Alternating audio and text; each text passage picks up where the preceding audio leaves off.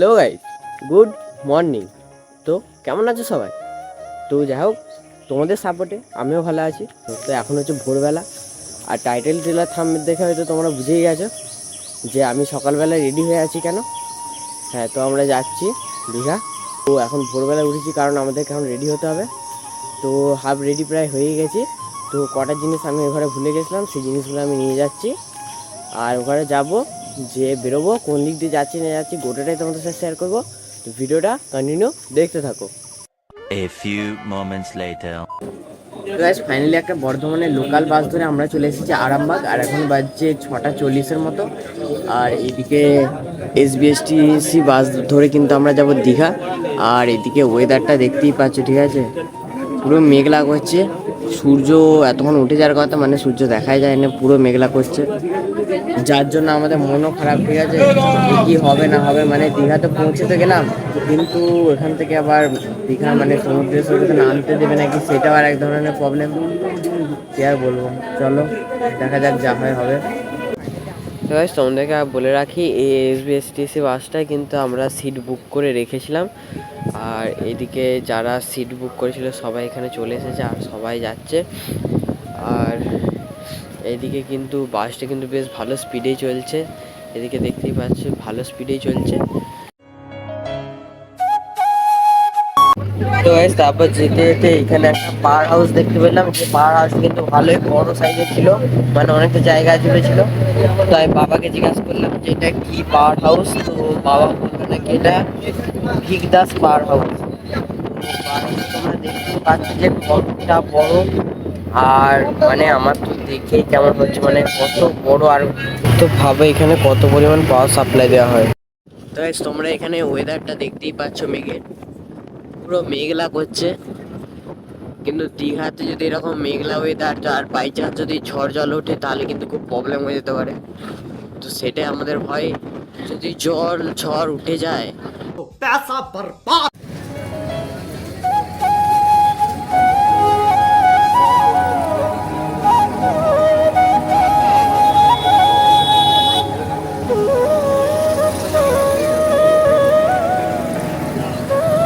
তো গাইস, আমরা আছি এখন মেছো গ্রামেতে। আর মেছো গ্রামের এদিকে দেখতেই পাচ্ছ ব্রিজের তলাটায় পুরো জল জমে গেছে। আর এদিকে এরা কিন্তু জল পাস করার জন্য অনেক চেষ্টা করছে, ঠিক আছে। আর আমাদের ওইদিকে জল হয়েছে নাকি জানি না, আমাদের বর্ধমানের সাইডটা, কিন্তু এই সাইডে মেদিনীপুর এই সাইডে কিন্তু জলে পুরো ভর্তি গেছে চারদিকটা।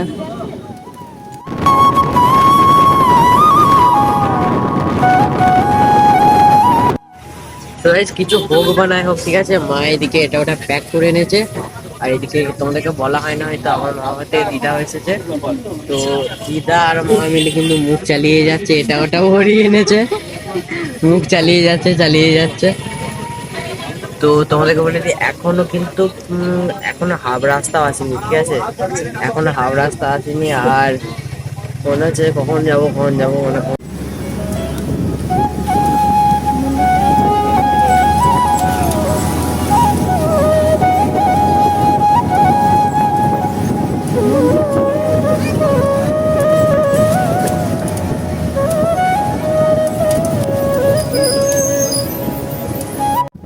এখানে কিছু বলার নাই, ঠিক আছে, গোটা রাস্তা মা মেয়ে বকেই যাচ্ছে, মা মেয়ের মুখ বন্ধ নেই।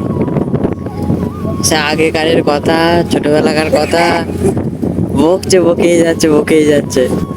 ফুল গাছের কথা বলছি, ফুল থেকে, কুড়ি থেকে, গাছ থেকে, কাণ্ড থেকে, মূল থেকে সবই তো হচ্ছে, কথা আর বন্ধ নেই। 2000 years later.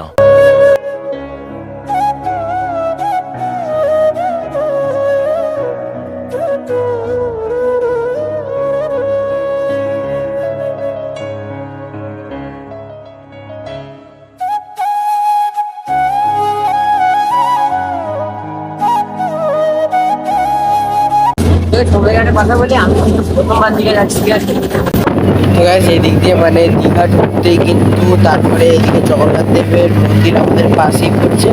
তো তোমরা এখন দেখে নাও, ঠিক আছে? এর পরের ব্লগটাতে পুরো ভিতর থেকে তোমাদের ডিটেলসে দেখাবো। এখন এদিকে দেখতেই পাচ্ছ, এটা হচ্ছে main gate, entry point plus exit point গেটটা। আর এই দিক দিয়ে ঢুকে কিন্তু এদিকে মেন মন্দিরটা, এই যে এটা হচ্ছে মেন মন্দিরটা। তো এখন রাস্তা দিয়ে যেতে যেতে এটা দেখতে পেলাম, তাই তোমাদেরকে এখান থেকে দেখিয়ে দিচ্ছি। এর পরের ভিডিওটাতে তোমরা পুরো ভালোভাবে দেখতে পারবে। তো গাইস আমাদের এইদিকে জিজ্ঞাসা করলো, ঠিক আছে, যে তোমার কি ইউটিউবে চ্যানেল আছে? আমি বললাম হ্যাঁ আছে। সার্চ করলো, সার্চ করে সাবস্ক্রাইব করে দিলো। তো থ্যাংক ইউ। হ্যাঁ, ভাইকে সবাই লাইক কমেন্ট সাবস্ক্রাইব করে রাখবে।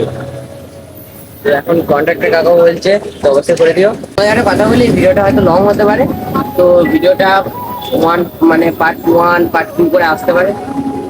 তো চলো, এইটা যেহেতু পার্ট 1, তোমাদেরকে এন্ট্রি যাওয়া আসার জার্নিটা তোমাদেরকে দেখালাম। আর বাকি ওখানে যে কি করছি না করছি আজকে যেটা গোটা পার্ট 1-এ থাকবে, ব্লগটা কন্টিনিউ দেখতে থাকো। তো গাইস ফাইনালি পৌঁছে গেছি দীঘা। আর দীঘা এদিকে দেখতেই পাচ্ছ, ঠিক আছে? দীঘা পৌঁছে গেছি। আর দীঘা আসলে কি হবে, এসেই কিন্তু খাওয়া দাওয়া শুরু হয়ে গেছে। এইদিকে এই হোটেলে ঢুকেছি। তো সবাই মিলে প্ল্যান হলো যে এবার খাওয়া দাওয়াটা সেরে নেওয়া যাক, কারণ বাজছে প্রায় 1:30টার মতো। তো চলো এদিকে হাতটা ধুয়ে নিই। তো গাইস এইদিকে দেখো, দীঘার এই কিন্তু এখানে এই ট্যাচুটা কিন্তু একটু আলাদা, কি বলবো, লেভেলে, ঠিক আছে? আমার তো বাবু এই জিনিসটা দেখে অদ্ভুত লাগলো। সো খাওয়া দাওয়া কমপ্লিট হয়ে গেছে। খাওয়া দাওয়া কমপ্লিট করে এখনো সমুদ্রের ধারে নামিনি। এখন থেকে আমার হ্যাচা হ্যাচা শুরু হয়ে গেছে। আর কি বলবো, অবস্থা এখন থেকেই খারাপ হয়ে যাচ্ছে আমার।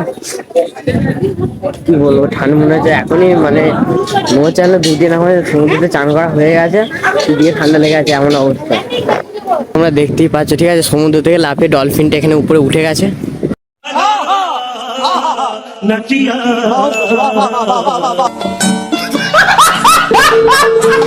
তো তোমাদেরকে বলি, কিন্তু আমার এটা প্রথম এক্সপিরিয়েন্স দীঘাতে আসার। কারণ আমি পুরী গেছি 2-3 বার, কিন্তু দীঘা কিন্তু আমি প্রথমবার যাচ্ছি। আমার তো কিন্তু খুবই ভালো লাগছে, কারণ দীঘা আমি প্রথমবার। আসতে ওটা আসতে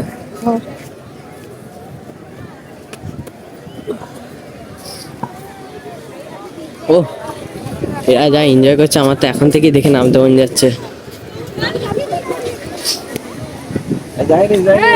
এ যাইনি। আর ওইদিকে দেখতেই পাচ্ছ ঘোড়া।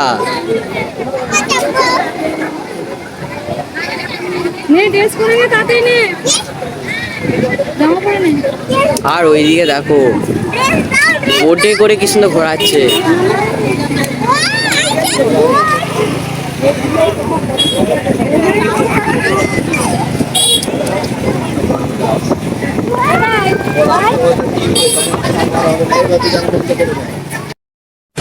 আমিও দীঘাতে চলে এসেছি, আর আমারও খুব ভালো লাগছে। তো চলো তোমাদেরকে একটু ভালো লাগিয়ে দিই। চলো দীঘার গোটা সিনেমাটিকটা তোমরা এনজয় করো।